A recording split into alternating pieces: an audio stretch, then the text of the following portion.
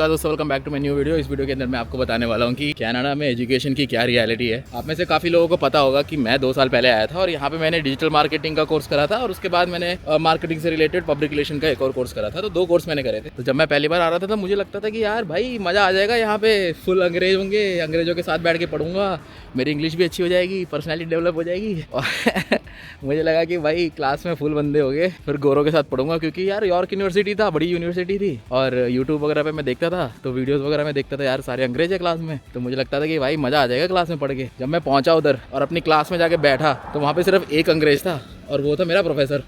उसके अलावा बाकी सारे इंडियन थे भाई, सारे देसी। कोई आया था पाकिस्तान से, कोई नेपाल से, कोई भाई श्रीलंका से आया था, मतलब कोई भी नहीं था भाई बाहर का अंग्रेज। ऐसा लग रहा था कि भाई दिल्ली के किसी कॉलेज में आ गए हो।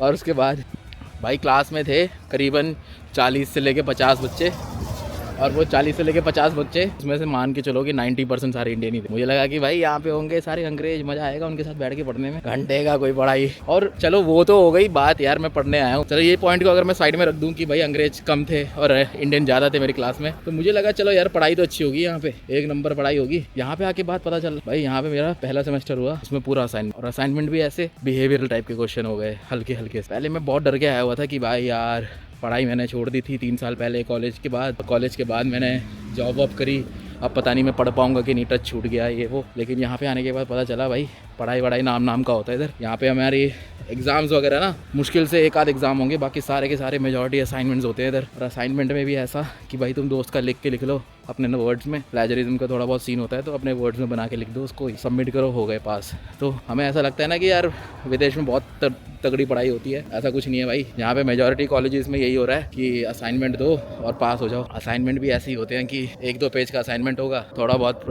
ग्रुप का प्रेजेंटेशन हो गया थोड़ा बहुत, और बस यही होता है पढ़ाई के नाम पे। तभी तो आप देखते हो कि ज़्यादातर बच्चे यहाँ पे जो आते हैं ये पढ़ाई वढ़ाई कम करते हैं और नौकरियाँ ज़्यादा करते हैं, क्योंकि भाई इतनी स्ट्रेसफुल पढ़ाई है ही नहीं इधर, फिर नौकरी करने का तो टाइम मिल ही जाता है। कुछ कोर्सेज होती है मुश्किल वाले, लेकिन मेजॉरिटी जो होता है उन सब में यही होता है कि भाई पढ़ाई नाम का ही होता है, असाइनमेंट दो और पास हो जाओ। इंडिया की पढ़ाई तो यहाँ के पढ़ाई से बहुत बढ़िया है। यहाँ पे बस मोटा पैसा ले रहे हैं हमसे इंटरनेशनल स्टूडेंट से, वरना पढ़ाई तो भाई नाम का ही होता है। और एक और चीज़ है भाई, यहाँ पे तुम्हारा पूरा कोर्स निकल जाता है सिर्फ असाइनमेंट में। कुछ कोर्स तो ऐसे हैं कि तुम उसमें एग्जाम ही नहीं होते। मेरा पब्लिक रिलेशन का कोर्स था, उसमें तो भाई कोई पेपर ही नहीं था, सारा असाइनमेंट दो और घर जाओ।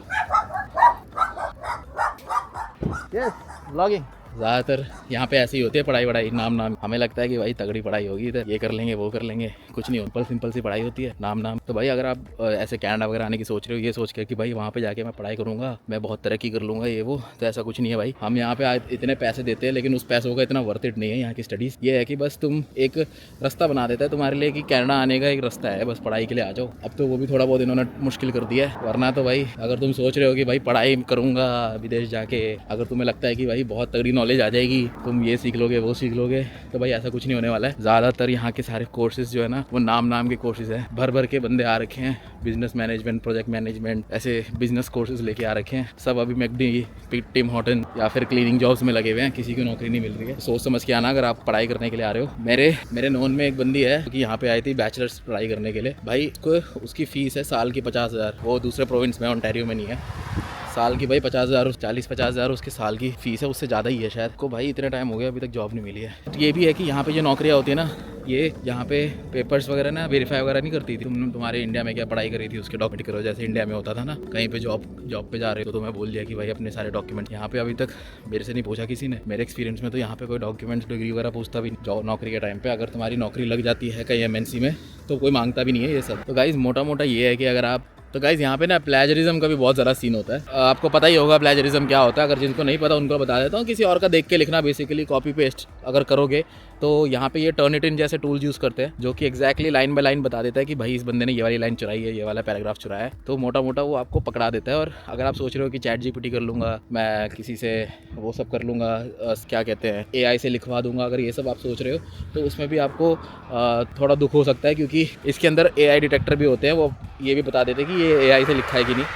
मेरा एक दोस्त है जिसके साथ ये हुआ था और उसको पूरे उस सब्जेक्ट को रिपीट करना पड़ गया था, क्योंकि उसका प्लेजरिज्म की वजह से 0 आ गया था। तो यहाँ पे ये भी देखना होता है कि आप जब असाइनमेंट सबमिट कर रहे हो तो कोशिश करना कि आप उसको अच्छे से स्पिन कर रहे हो, जो स्पिन बोर्ड जैसी वेबसाइट होती है उसको स्पिन कर रहे हो, अपने हाथ से भी कुछ एक्स्ट्रा ऐड करके लिख रहे हो।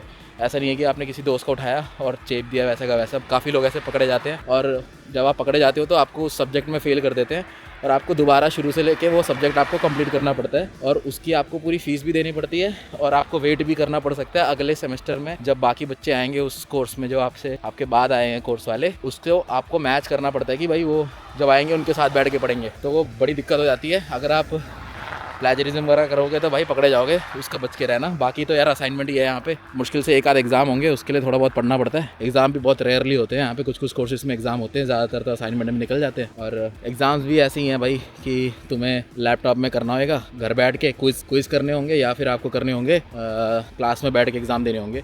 अभी कुछ कुछ जगह पे शुरू हो गया है क्योंकि चीटिंग बहुत ज़्यादा हो रही थी तो उन्होंने इन पर्सन क्लासेस में टेस्ट लेना भी शुरू कर दिया है, वरना तो यही पढ़ाई बहुत ईजी है यहाँ पे। ये सोच के आ रहे हो कि अब्रॉड की एजुकेशन बहुत तगड़ी होगी तो इसमें आपको थोड़ी डिसअपॉइंटमेंट हो सकती है। मैं ये नहीं कह रहा कि सारे कोर्सेज ऐसे होते हैं, लेकिन ज़्यादातर जो डिप्लोमा कोर्सेज हैं यहाँ पे कनाडा में वो उन सब का यही हाल है। ये मैं अपना एक्सपीरियंस नहीं बता रहा, मेरे और भी कॉलेजेस के दोस्त हैं, सब्सक्राइबर्स हैं और व्हाट्सएप के जो मेंबर्स हैं मेरे, उनसे मेरी बात होती रहती है। सबका यही कहना है कि भाई क्या ही पढ़ाई होती है यहाँ, किस असाइनमेंट सबमिट करो और पास हो जाओ, सबका यही हाल है। मैंने भी यही सोचा था इंडिया में रख के कि भाई मेरे से नहीं हो पाएगा, बड़ा मुश्किल है यहाँ पे आना और ये सब पढ़ाई के साथ काम वाम मैनेज करना। भाई सब हो जाता है, बस अगर आपको टाइम मैनेजमेंट आता है तो आप हर चीज़ कर सकते हो, कोई सीन नहीं है उसका, टेंशन लेने वाली कोई बात नहीं है। आप मेरी पहले वाली वीडियोस भी देख सकते हो, इससे पहले वाली वीडियोस के अंदर में मैंने डिस्कस करा हुआ है कि यहाँ पे पढ़ाई कैसी होती है। अगर आपको बैचलर्स डिग्री करना है तो उसके ऊपर भी एक वीडियो बनाई थी मैंने ये वाली, और आपको वैसे डिप्लोमा कोर्सेज़ के बारे में जानना है तो मेरी पिछली वीडियोज़ देख लेना, उसके अंदर मैंने इंटरव्यूज़ भी लिए हैं जो कि डिप्लोमा कोर्सेज़ कर रहे हैं। यही है गाइस, अगर आपको ये वीडियो अच्छी लगी